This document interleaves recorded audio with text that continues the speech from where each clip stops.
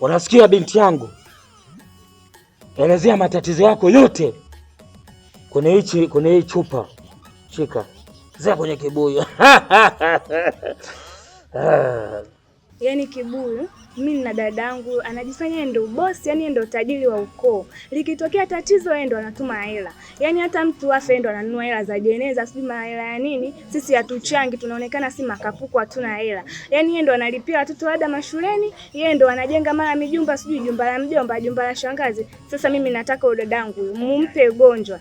Yaani kama sio kuparalyze, aoze, atoe vidudu. Yaani mimi hizo hela zake hizo zije kwangu. Yaani mimi ndio niwe naonekana mimi ndio boss yani. Mimi si ndio naonekana kapuku, nionekane mimi ndio yani ndio na kila kitu. Yaani kila mtu akimwona anatoka vya harufu vinini hadi kila mtu amkimbie.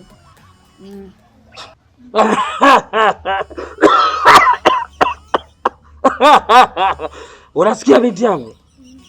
Itakuwa siri ya watu watatu, nikiwa mimi, wewe pamoja na kibuyu, sawa?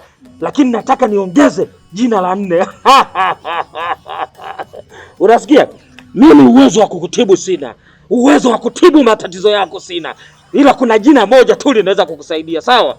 Unaweza ukachagua jina lolote katika hapa.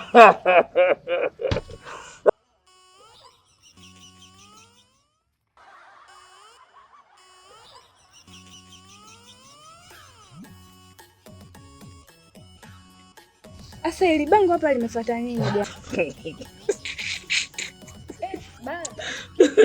Binti yangu vipi? Bwana Yesu asifiwe. Amina baba. Wewe umekuja kufanyaje huko sasa? Baba naye upo huko. Maswala ya vigudi waachie malaika. Mimi nimeamua kutumia njia hii. Nimeona watu tukiwahubiria injili huko mabarabarani wanatutolea macho tu kama punda vile kabanwa. Sawa?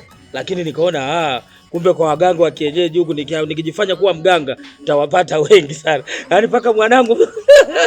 Basi tumekutana kwenye kuhubiri injili. Mimi mwenyewe nilikuwa nahubiri injili nikapotea njia. Mwanangu. Kweli maswala ya mbinguni. Maswala ya mbinguni tuachie malaika kweli. Hii style hii ni nzuri ya kuhubiri injili lakini inaniumiza sana. Nakuta paka wapendwa nao wanakuja.